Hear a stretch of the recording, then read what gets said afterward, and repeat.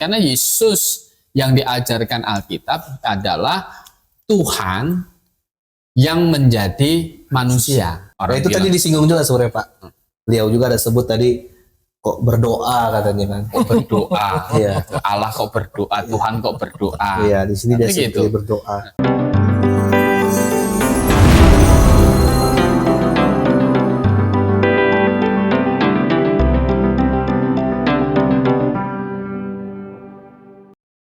Baik, selamat malam saudara-saudara yang dikasihi Tuhan Yesus Kristus. Malam hari ini jumpa lagi dengan kami di sini yang dalam channel podcast kebenaran. Video dalam channel ini itu berisi tentang perbincangan yang mengupas topik-topik kekristenan.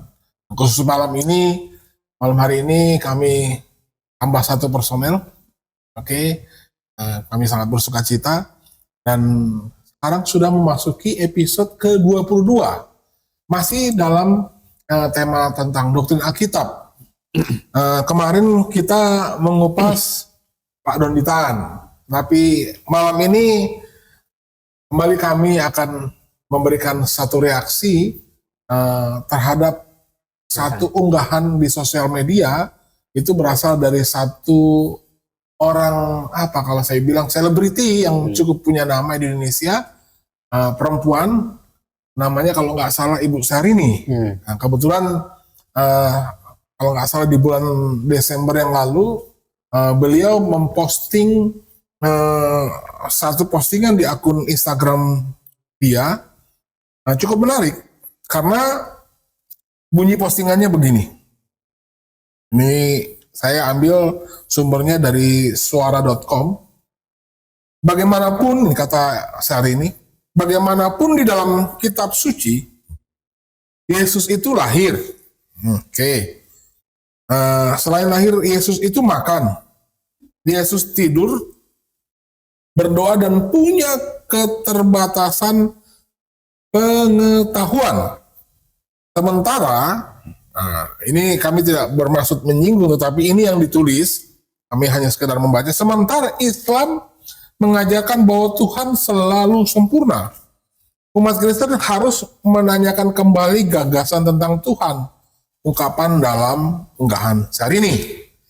Jadi menurut pemikirannya Syahrini bahwa Yesus Kristus itu karena keterbatasan yang tadi sebagai manusia, maka tidak layak disebut sebagai Tuhan.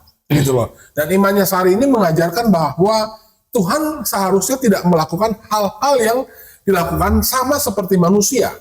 Termasuk seperti Syahrini. Nah, termasuk Syahrini ya, gitu loh. Jadi, sebelum kita jauh lebih dalam mengupas ini lebih lebih ke intinya lagi, saya meminta kesediaan Pak Yosias untuk pimpin kita di dalam doa. Mari kita berdoa.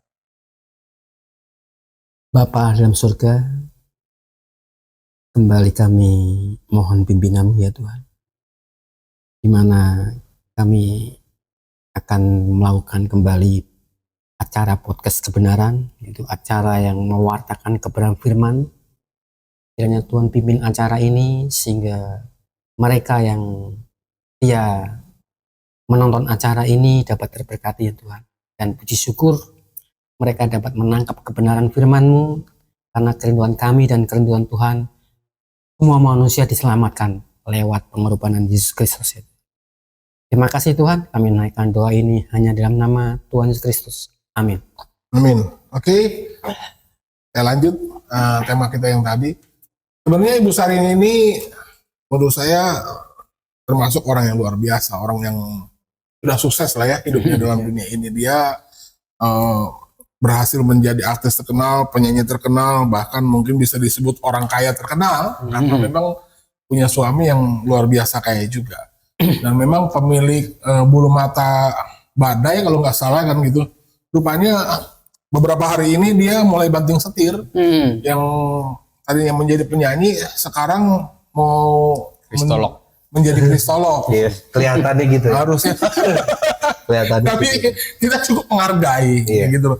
Sebenarnya kami akan bereaksi di sini bukan untuk mencela Anda, tetapi kami menyarankan kalau Anda mau menjadi kristolog, kami sangat bersuka hati sekali gitu. Artinya kami sangat bersuka cita, tetapi dengan catatan harus belajar dulu, kan begitu. Kalau mau mengomentari sesuatu seharusnya belajar dulu lah. Ada dasarnya gitu. Iya, supaya Anda yang punya status, menulis status yang demikian rupa dibaca begitu banyak orang, akhirnya orang tidak menilai Anda menjadi sesuatu yang salah, tetapi karena pengetahuan Anda yang cukup, orang bisa angkat jempol. Tapi karena Anda kurang cukup pengetahuan, nah, saya berani katakan Anda kurang cukup pengetahuan tentang Alkitab, sehingga Anda berani menyatakan keberadaan Yesus yang tidak layak sebagai Tuhan. Nah, kami tidak tersinggung terhadap masalah ini, karena memang sejak zaman dahulu bahkan Alkitab mencatat, sejarah mencatat lebih banyak orang yang menyangkal keturunan Kristus daripada yang menerimanya. Tetapi sekarang zamannya sosial media yang begitu berkembang luar biasa. Setelah kami melihat berita ini, kami berpikir kami harus menanggapi. Ini adalah hak dari jawaban kami untuk memberikan tanggapan terhadap pernyataan Anda. Baik, malam hari ini ada Pak Yosias, di sebelah kiri saya ada Saudara Joshua, Injil Joshua. Selamat malam. Ya. Ya, kita tetap semangat dan ada tetap bersama dengan setia menemani kami di sini sebagai narasumber utama kami, Pak Gembala Kurnia. Selamat malam semua, Bapak. Kita semangat ya. Kita mau memberikan edukasi kepada penonton supaya mereka memahami mana yang benar. Begitu ya Pak Isi ya. Jadi terkait dengan masalah ini, Pak Gembala Kurnia. Jadi katanya itu Yesus itu tidur, mandi, makan, dan melakukan aktivitas seperti manusia biasa, di mana aktivitas itu penuh dengan banyak kekurangan dan tidak berpengetahuan bahkan karena kegiatan yang itu gitu loh, sehingga Yesus Kristus tidak layak disebut Tuhan gitu loh. Dan bahkan banyak komentar-komentar di sosial media, dia menganggap Yesus tidak ada gitu. Jadi bagaimana kira-kira Alkitab menanggapi pernyataan yang seperti ini, Pak? Ya, baik. Selamat malam semuanya. Iya. Ya. Jadi konsep yang diajarkan oleh Alkitab itu tentang keselamatan itu adalah Tuhan atau Allah itu adalah yang menyelamatkan manusia. Oke. Coba kita baca dulu di Yesaya 43 ayat 11. Ini pengertian Alkitab tentang Allah. Yesaya 43 ayat 11. Akulah Tuhan, dan tidak ada juru selamat selain daripadaku. Ya. Akulah Jehovah, ya, Tuhan, ya. Dan tidak ada juru selamat selain daripadaku. Jadi satu lagi Hosea 13 ayat 4. Tetapi aku adalah Tuhan, Allahmu sejak di tanah Mesir. Engkau tidak mengenal Allah kecuali aku, dan tidak ada juru selamat selain dari aku. Ya, jadi Allah juru selamat itulah yang digambarkan di dalam Alkitab ini. Jadi, Allah itu juru selamat. Jadi tidak ada manusia bisa mengusahakan keselamatan. Nah, bagaimana Allah jadi juru selamat itu? Kan begitu. Allah yang menjadi juru selamat itu sebenarnya sudah dijanjikan sejak pertama kali manusia kan jatuh ke dalam dosa. Kalau kita membaca di Kejadian 3 ayat 15 itu setelah jatuh ke dalam dosa ada perkataan demikian. Aku akan mengadakan permusuhan antara engkau dan perempuan ini, antara keturunanmu dan keturunannya. Keturunannya akan meremukkan kepalamu dan engkau akan meremukkan tumitnya. Nah, ini cara Allah menyelamatkan dengan adanya keturunan perempuan, artinya yang akan lahir, gitu, akan datang ke dunia ini lewat perempuan, keturunan perempuan, itu katanya akan meremukkan kepala si iblis, menyelesaikan dosa, mengalahkan dosa. Kan kenapa? Karena kan memang upah dosa itu adalah maut. Nah, penyelesaiannya bagaimana? Penyelesaiannya harus dihukumkan baru dosa itu selesai. Dan juru selamat itu akan meremukkan kepala si ular, tetapi si ular itu akan mematuk, menghancurkan tumitnya saja. Tumitnya. Nah, ini sebenarnya bicara apa? Ini janji tentang nanti penyelamatan yang akan datang. Gitu. Nah, dari perjanjian baru kan menjadi jelas bahwa itulah penyaliban dari juru selamat. Jadi di atas kayu salib itulah Yesus menyelesaikan hukuman dosa dari semua manusia. Ya kan? Maka di surat 1 Yohanes pasal 2 ayat 2 bisa dibaca. Dan ia adalah pendamaian untuk segala dosa kita, dan bukan untuk dosa kita saja, tetapi juga untuk dosa seluruh dunia. Ya. Jadi pendamaian untuk dosa siapa katanya? Seluruh dunia. Untuk Bukan dosa seluruh kita dunia. saja, tapi bukan juga untuk dosa Seluruh Dosa dunia. seisi dunia. Jadi itu dosa dari Adam sampai dosa manusia terakhir nanti. Dia ada pendamainya. Gitu. Dia Yesus Kristus itu yang menyelesaikan dosa. Gitu. Nah, inilah konsep cara Allah menyelamatkan dengan mengirim juru selamat untuk menyelesaikan menanggung hukuman dosa seisi dunia itu. Dan juru selamat itu adalah Allah sendiri. Juru selamat itu adalah Allah sendiri. Jadi Allah, Tuhan akan datang Menjadi manusia. menjadi manusia untuk menyelamatkan manusia. Begitu. Nah, jadi justru Yesus yang Alkitabiah itu adalah Yesus yang memang 100% manusia 100% manusia. dan juga 100% Allah. Ya. Kalau Yesus hanya Allah saja, itu bidat. Oh, jadi itu kalaupun cuma Allah saja itu Itu bidat. oke. Itu termasuk kesesatan gitu. Rasul Yohanes kan di zamannya Iya. ada yang berpikir Yesus itu bukan manusia. Nah, itu salah. Itu sesat. Gitu. Coba kita baca 1 Yohanes pasal 4 ayat 2 dan 3. Demikianlah kita mengenal roh Allah. Setiap roh yang mengaku bahwa Yesus Kristus telah datang sebagai manusia berasal dari Telah Allah. datang sebagai Manusia. manusia. Ya. Berasal dari Berasal dari Allah. Allah. Dan setiap roh yang tidak mengaku Yesus tidak berasal dari Allah. Nah, sebenarnya ada tambahan begini. Tidak mengaku Yesus datang dalam daging. Gitu. Tidak berasal dari Allah. Pada bahasa aslinya ya. Ya, di Jadi dalam artinya- KJV juga begitu. Artinya sebenarnya gini. Oke, saya baca selesai ya, Pak. Dan setiap roh yang tidak mengaku Yesus tidak berasal dari Allah. Roh itu adalah roh antikristus dan tentang dia telah kamu dengar bahwa ia akan datang dan sekarang ini ia sudah ada di dalam dunia. Ya, jadi di zaman Rasul Yohanes ada ajaran yang mengajarkan yang disebut ajaran antikristus juga. Ya, artinya itu adalah Yesus yang lain. Gitu. Ya, itu apa? Tidak mengajarkan Yesus itu datang sebagai manusia, datang dalam daging. Jadi hanya Allah saja. Mereka ini percaya Yesus itu Allah. Jadi kebalikannya dengan yang Sarini tadi.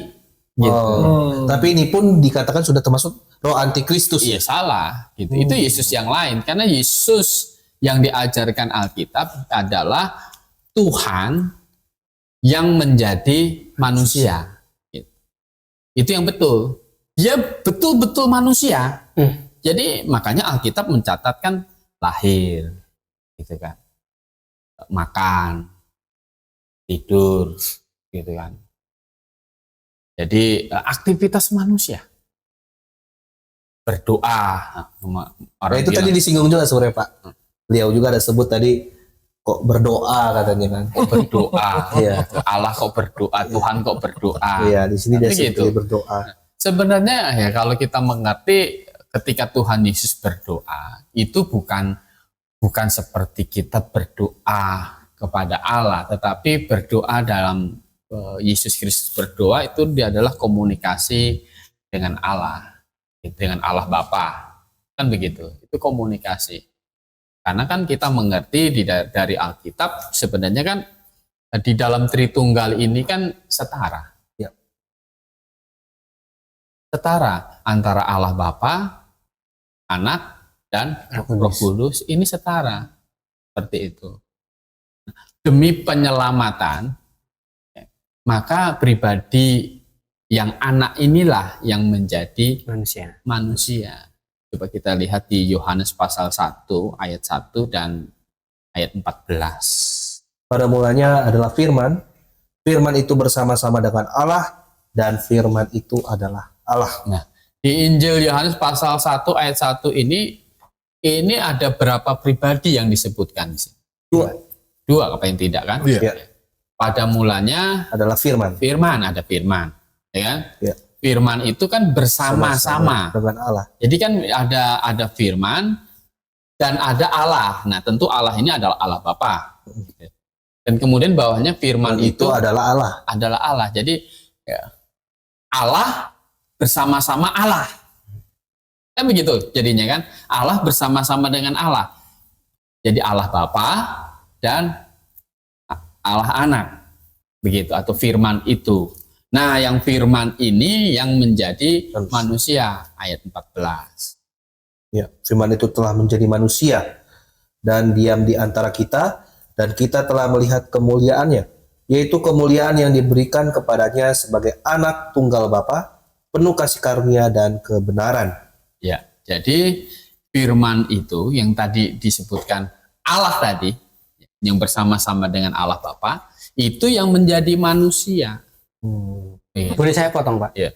Sedikitnya. Ini kan pada mulanya adalah firman. Firman itu bersama-sama dengan Allah, dan firman itu adalah Allah. Boleh nggak firman ini kita tafsirkan kita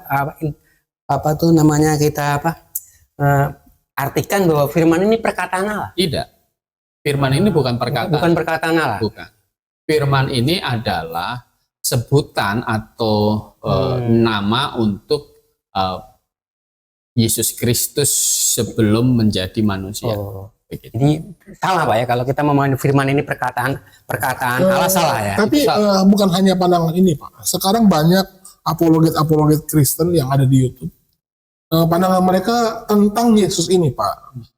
Yesus ini adalah bagian dari kecerdasan Allah. Dia keluar dari Allah Bapa.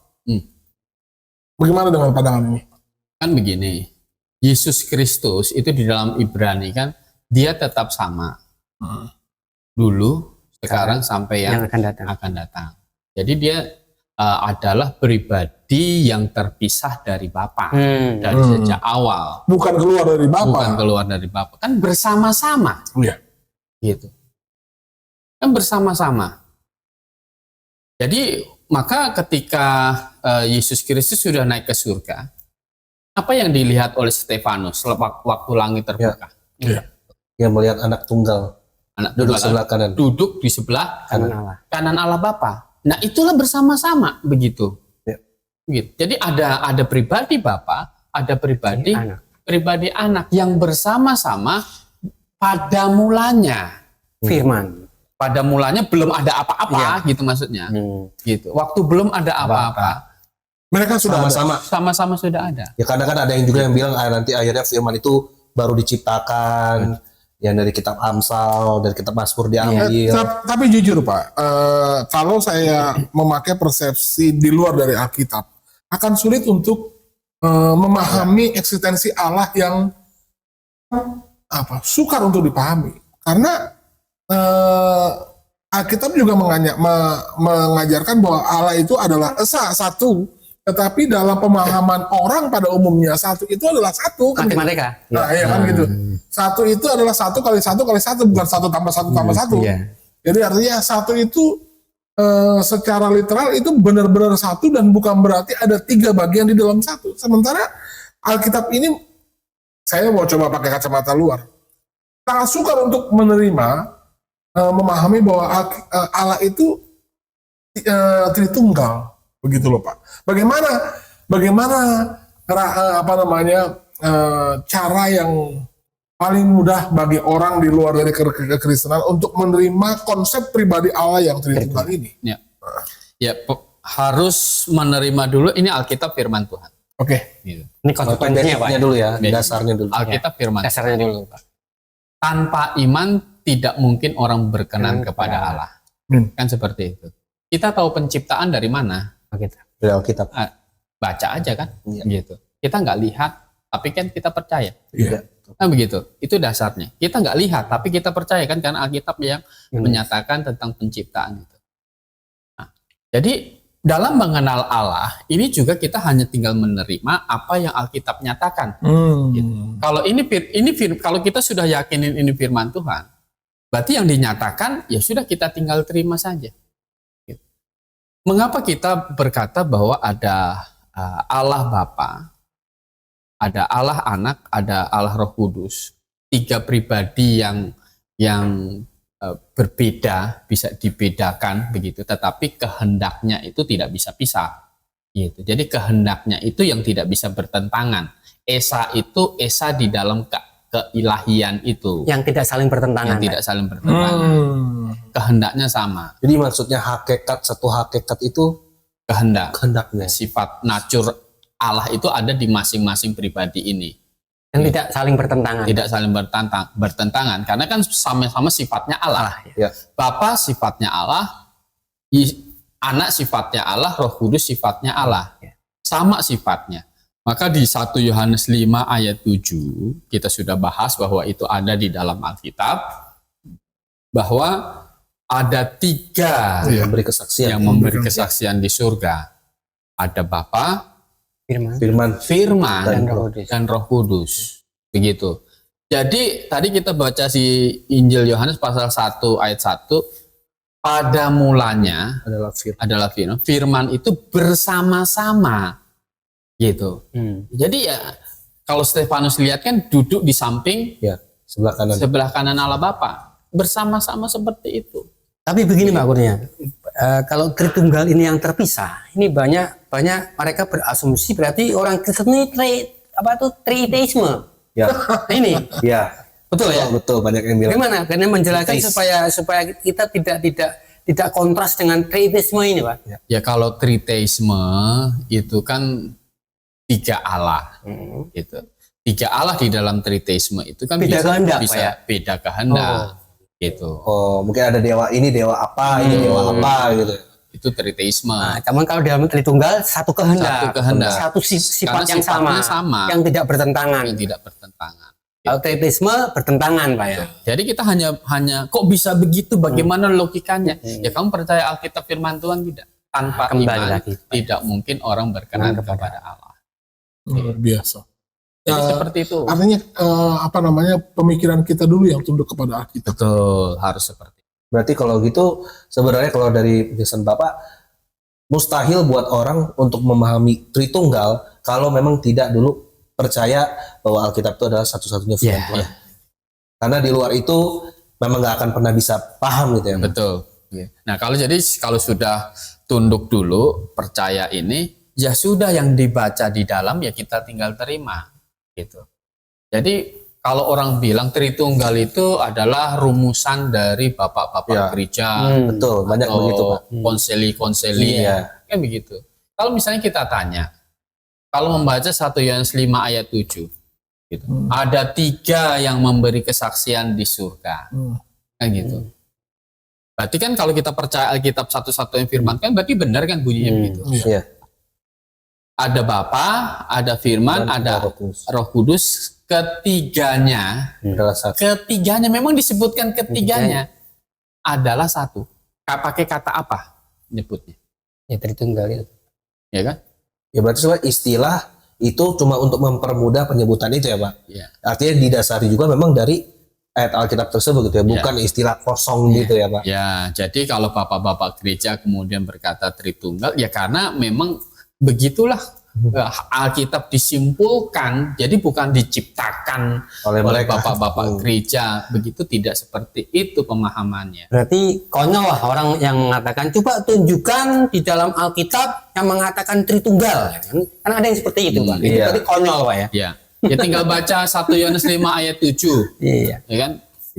Tapi kalau untuk disebut yang lain itu biasanya 1 Yohanes 5 itu suka disanggah lagi tuh Pak biasanya. Katanya yaitu di yang terjemahan yang sekarang udah sebenarnya harusnya nggak ada katanya. Nah itu bagaimana itu Pak? Kita kemarin sudah Baik. pernah bahas ini, Nah. yang 1 Yohanes 5 ayat 7, itu kan. Kita kan berkata begini, di dalam critical text, ini kitab dalam bahasa Yunani. Di dalam critical text ini tidak ada, gitu.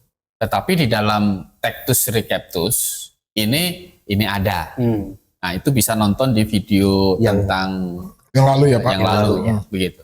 Nah jadi ya, singkat saja, critical text sama Textus Receptus ini duluan yang Textus Receptus, gitu.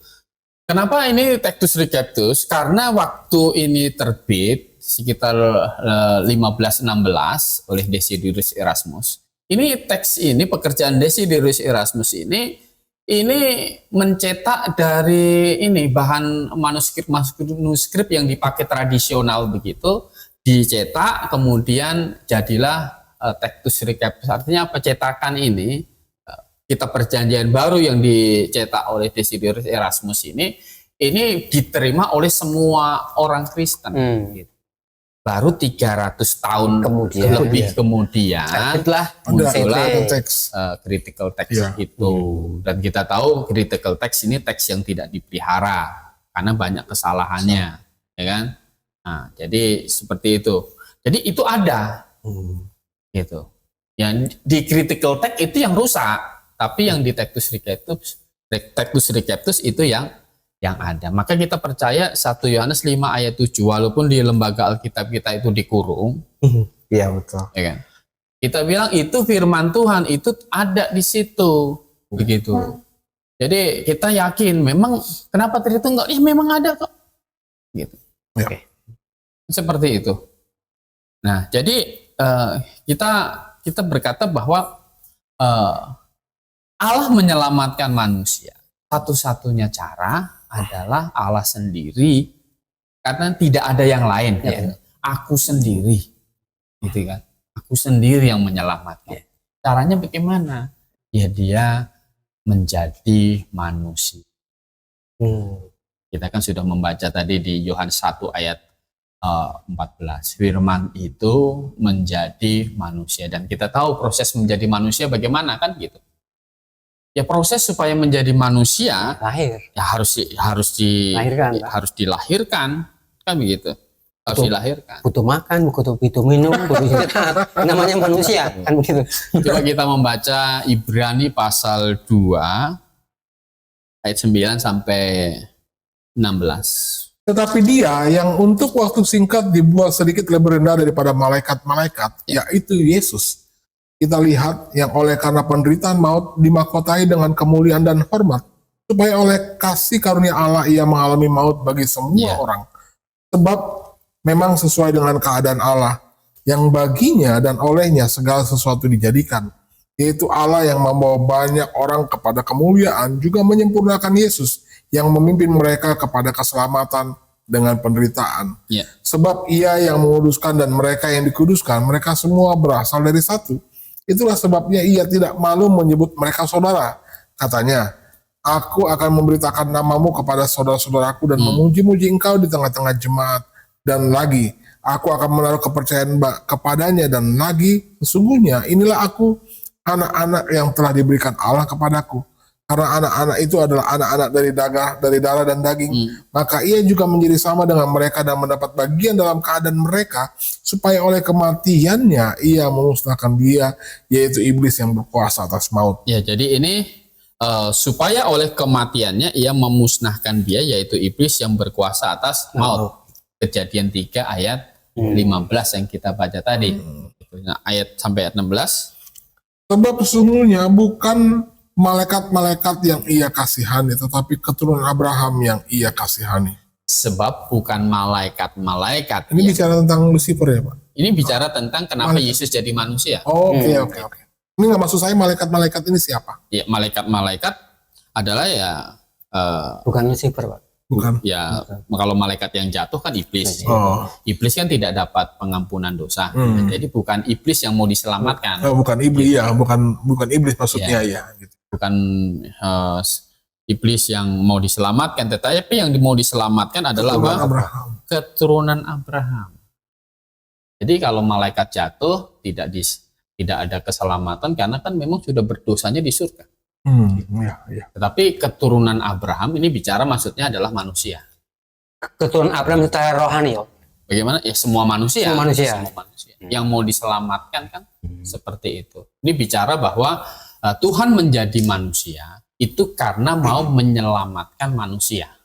Kenapa harus jadi manusia? Maksudnya adakah cara lain itu Pak? Kan Tuhan mungkin Maha Kuasa. Makanya kan dia bilang di sini Kenapa juga, repot-repot itu? karena di sini dia bilang Tuhan itu sempurna. Nah, sedangkan manusia kan nggak sempurna gitu. Nah, ini yang jadi kontradiktif juga buat Startnya hari ini gitu. Ya sebenarnya kan tidur, lapar, Bukan dosa ya Pak? makan itu kan bukan dosa, gitu kan? Iya. Masa makan jadi dosa? Kan tidak. Itu tidak menghilangkan kesempurnaan dari manusia Yesus Kristus. Kan begitu.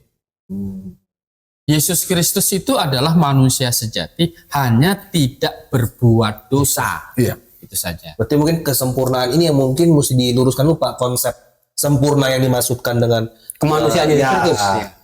Ya, dia tidak berdosa. Tapi ini loh Pak, ini buat saya menarik juga. Saya mau coba, bisa jadi ini banyak dasar pemikiran orang kenapa Yesus dikatakan tidak sempurna, karena menurut Matius pasal 24 ayat 36 Pak.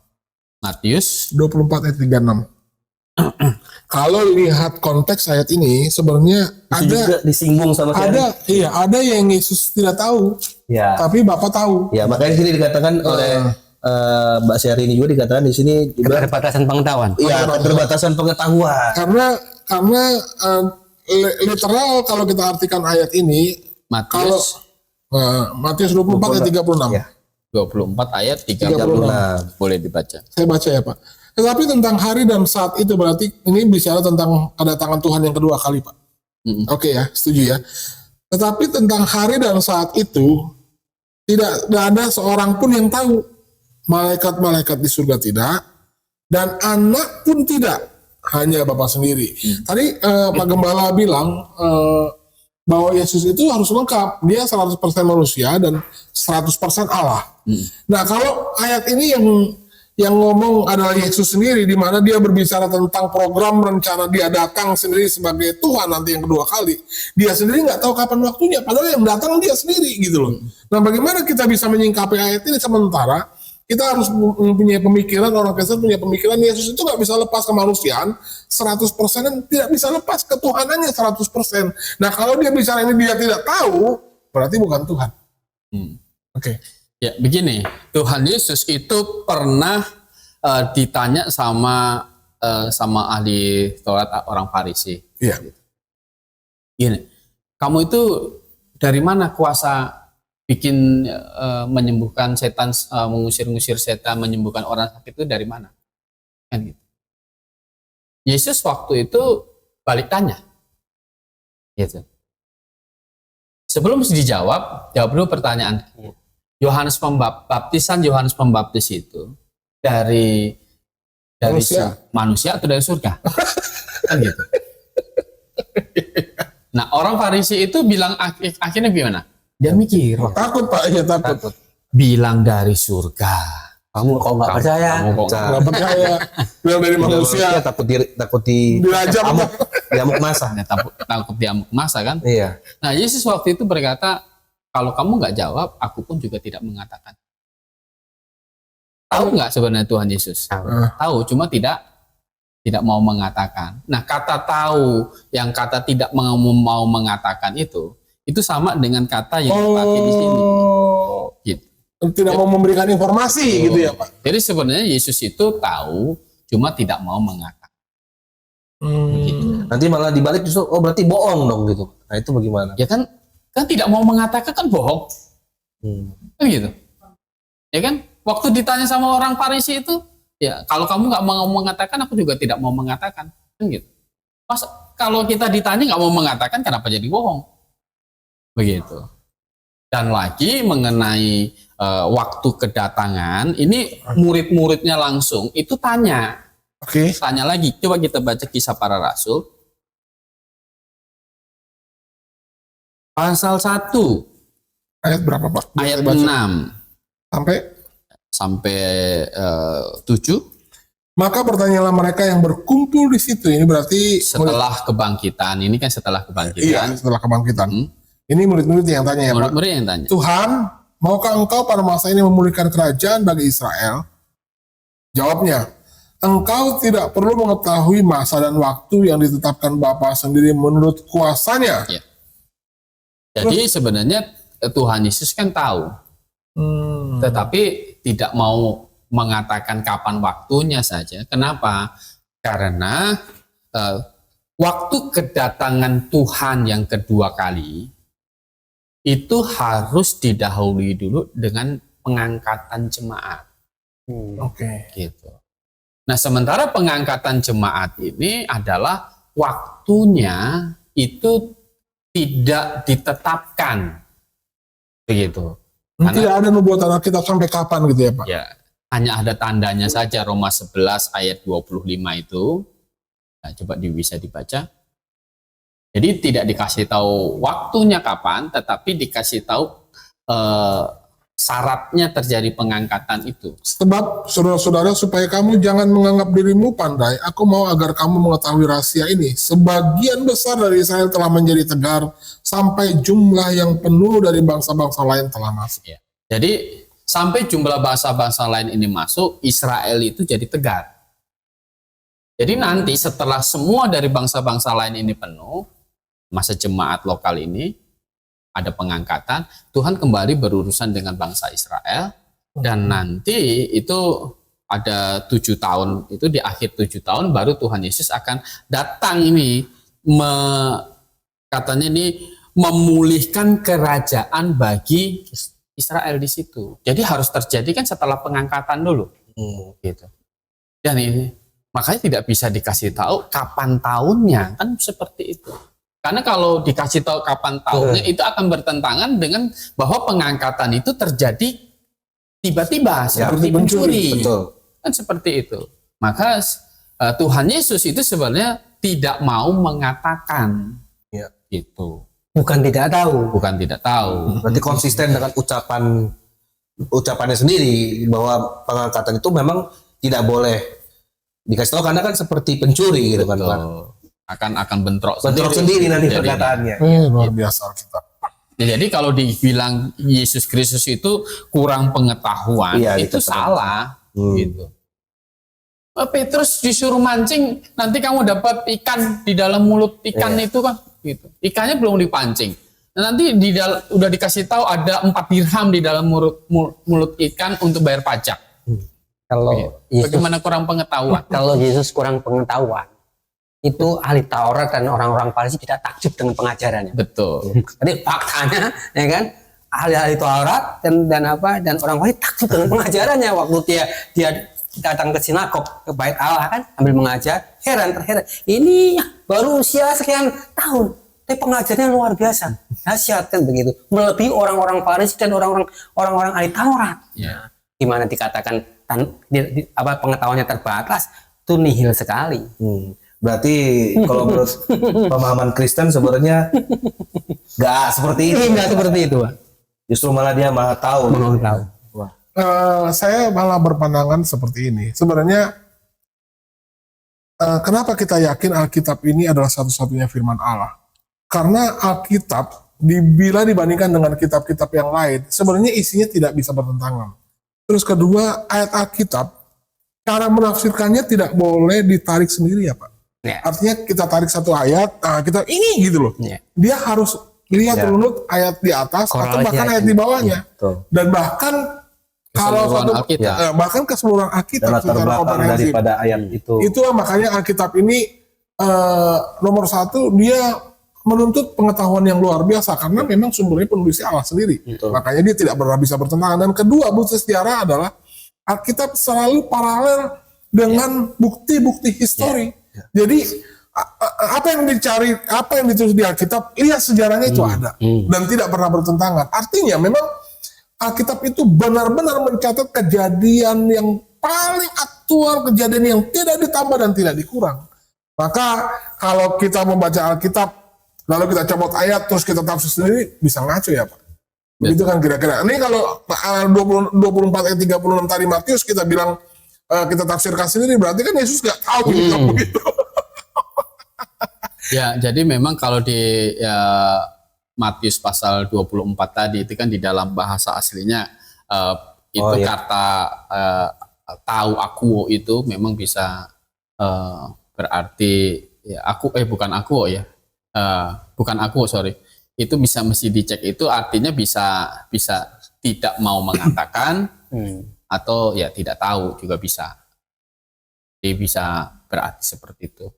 Jadi kalau kita bandingkan untuk Yesus ya tentu Yesus itu hanya tidak mau mengatakan saja.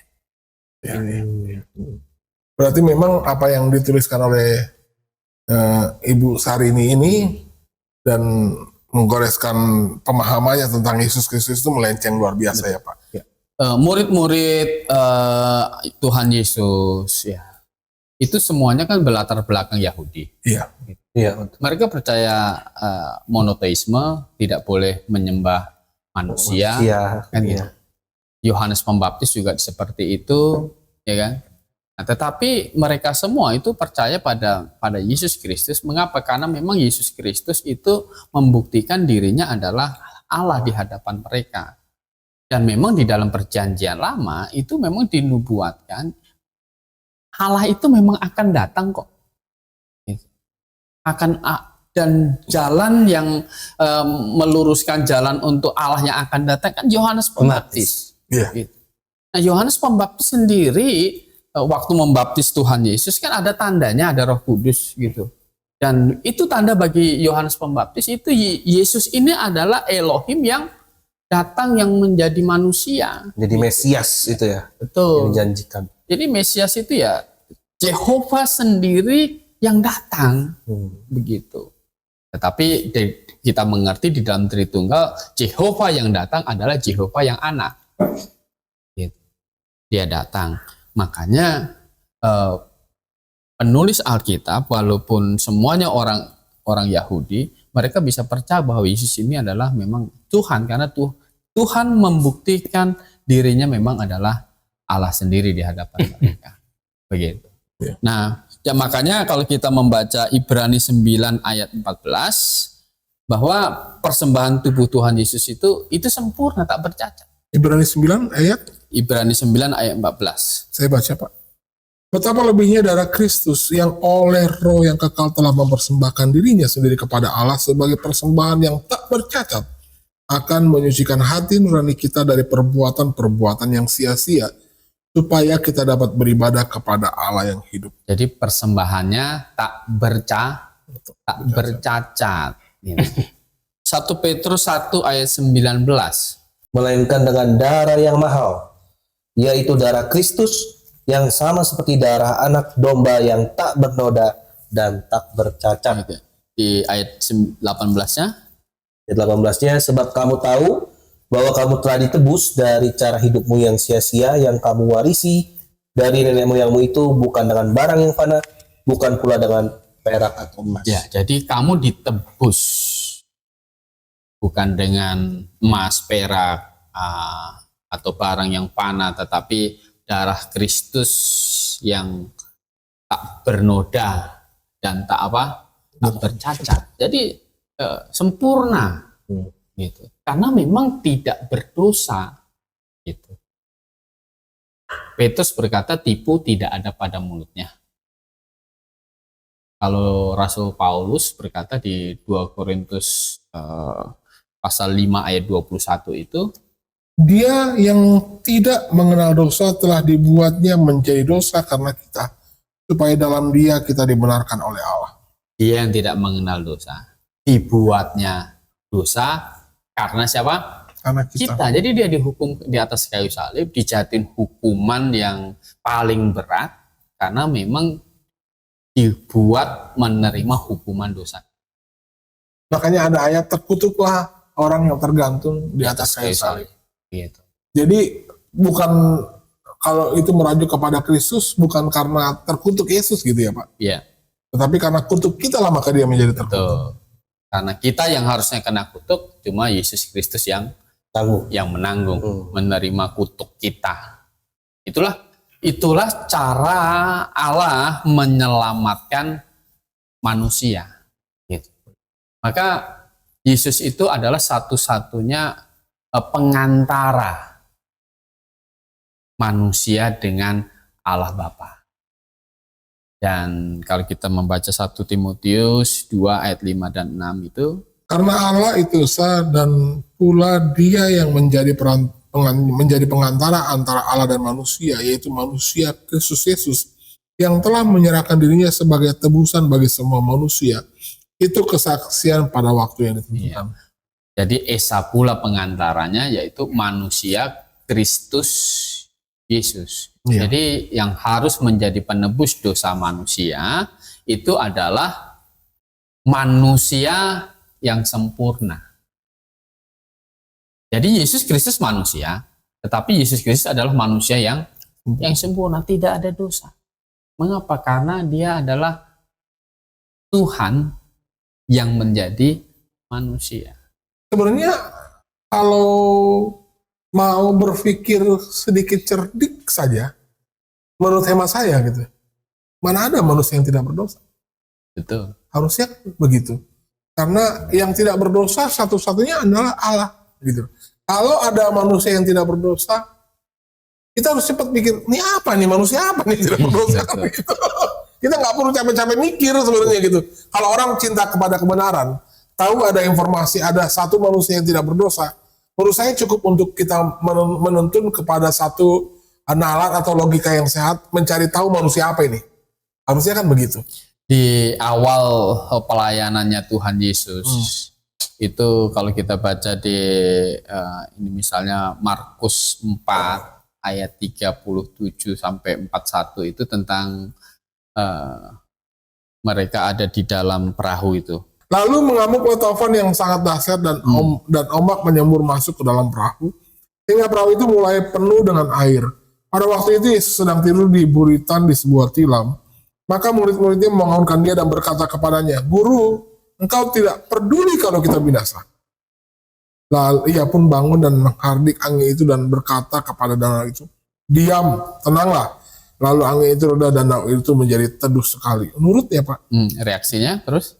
Lalu berkata kepada mereka, "Mengapa kamu begitu takut? Mengapa kamu tidak percaya?" Mereka menjadi sangat takut dan berkata seorang kepada yang lain, "Siapa gerangan orang ini sehingga angin dan danau pun taat kepadanya?" Itu sebenarnya Tuhan Yesus mau mengajar murid-muridnya untuk mereka bisa belajar bahwa dia adalah Mesias, dia adalah Tuhan. Iya ya Pak. Justru meyakinkan ya Pak. Betul, maka dia tahu ada badai, gitu. Dia tidur, kemudian dibangunkan dan Tuhan hardik itu, diam, tenang. Buset. Maka itu tenang. Murid-murid waktu itu, siapa ini? Kita lihat pawang macan aja kita heran-heran gitu. Ini pawang, waduh, pawang badai. Ini lihat angin bisa tenang nih gara-gara omongan dia, ini pasti bukan pawang banget. Iya. Ya kan? Pawang hujan aja. Iya, pawang macan. Ini pawang badai ini. Kenapa angin, badai, danau itu nurut? Ya. Karena kan Yesus yang ciptakan. Hanya sepatah kata, Pak. Gitu. Hanya sepatah kata tuh Pak nurutnya. Berhenti, tenang. Kalau tukang apa namanya?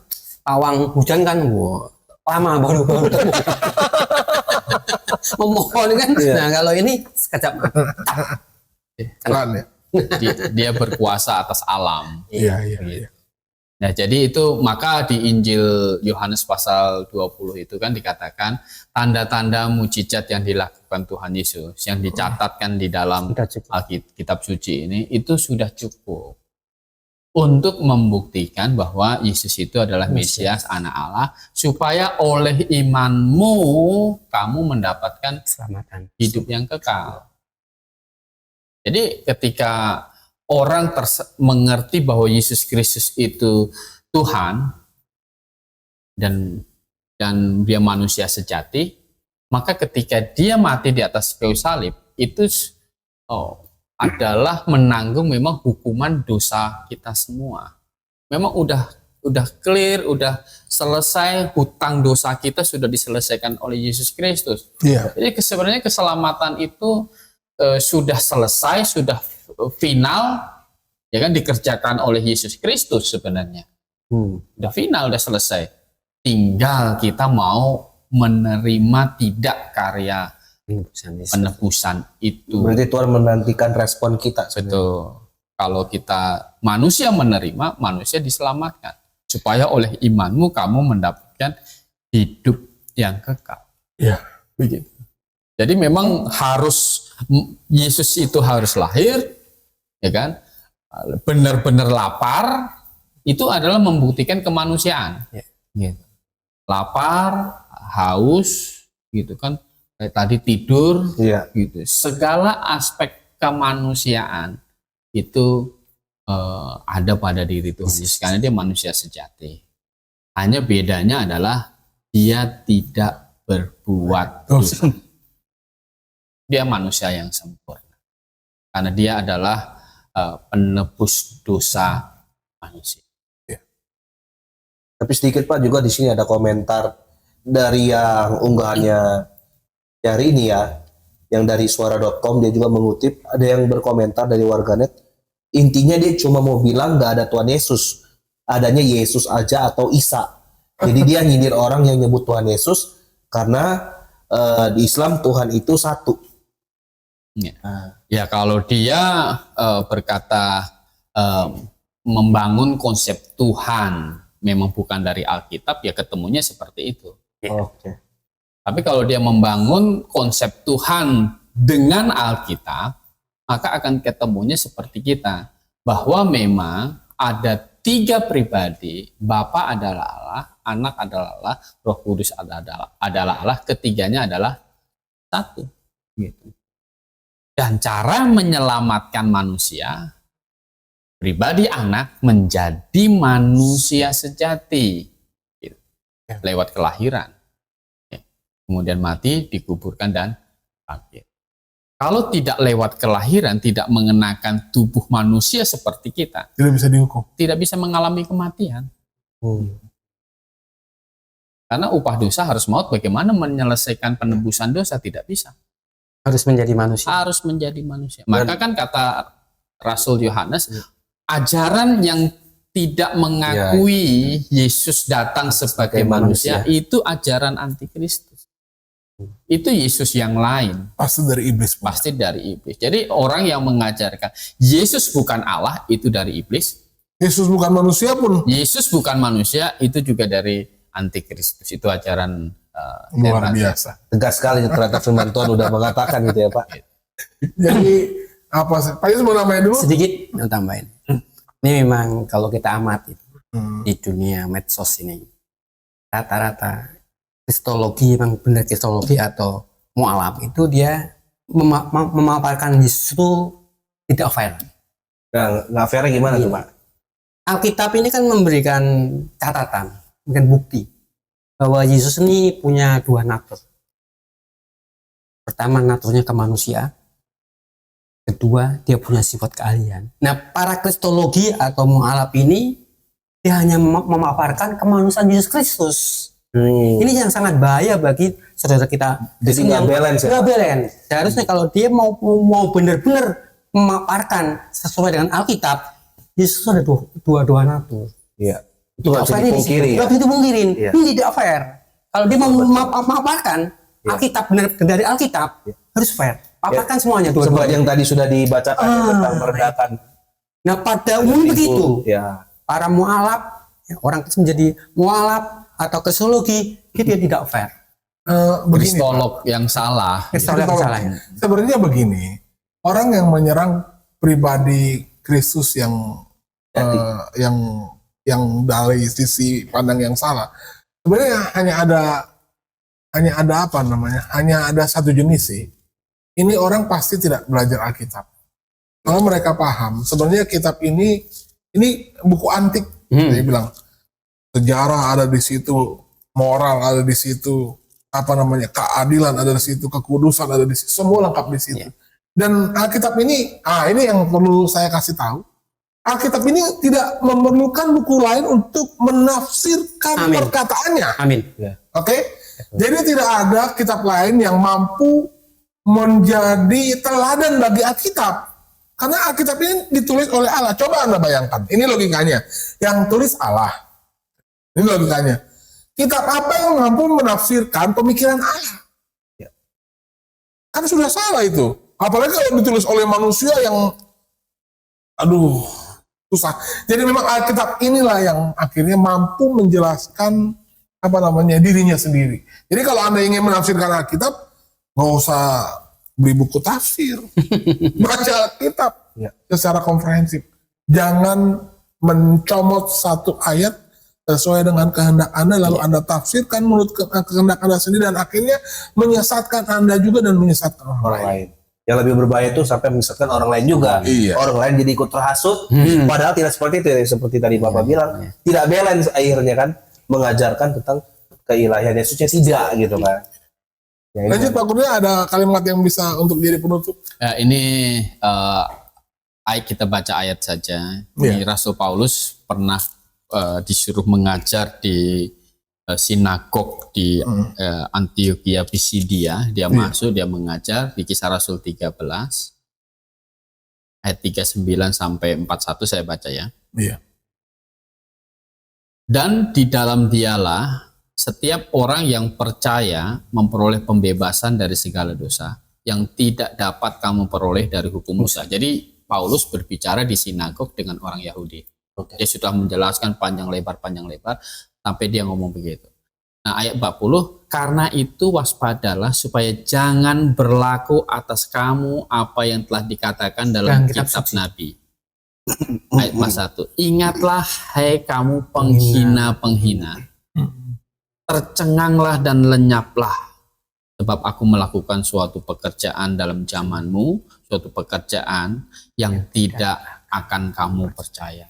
Jadi penghina-penghina, orang yang menghina itu menggenapkan ayat ini. Para nabi sudah tulis dulu. Jadi memang Tuhan akan datang menjadi manusia, satu keajaiban. Gitu. Maria saja waktu itu berkata, kenapa masa bisa begitu? Malaikat itu berkata, tidak ada yang mustahil bagi Allah. Allah dikandung oleh dia. Maria kan gak percaya, kok bisa begitu? Tidak ada mustahil bagi Allah. Itu sudah terjadi, tetapi para nabi juga sudah bernubuat akan ada yang penghina-penghina yang tidak percaya. Berarti menggenapi ayat ini kan ya? Luar biasa. Jadi Anda bisa bayangkan sebelum orang-orang model Dondita nongol, kayak nama nongol, Alkitab sudah catat. Jadi kita orang Kristen sebenarnya melihat fenomena keberadaan mereka yang membuat statement dalam video yang begitu kacau. Nah, kita tidak gagap dan tidak gugup dan tidak takut sebenarnya. Tetapi adanya video ini sebenarnya bertujuan untuk memberikan edukasi. Mana yang lebih masuk akal dan mana yang lebih berhikmat. Jadi saudara, sekiranya Anda bisa berpikir, tidak usah jauh-jauh baca Alkitab dari Kejadian sampai Wahyu gitu loh. Mungkin akan menyita waktu begitu banyak. Anda boleh browsing di Google. Anda ketik apakah Yesus berdosa? Gitu. Dia akan nongol, Pak. Akan nongol itu. Akan nongol. Itu satu-satunya manusia yang tidak berdosa. Gitu loh. Sebenarnya kalau logika ini Anda mainkan pelan-pelan dan Anda berpikir dengan kerendahan hati yang luar biasa, tunduk kepada Tuhan, Anda ingin cari tahu mana sih Tuhan yang benar? Tentu ini akan menuntun Anda kepada kebenaran. Satu-satunya manusia yang tidak berdosa hanya Yesus saja. Kenapa dia tidak berdosa? Karena dia adalah Allah yang menjadi manusia.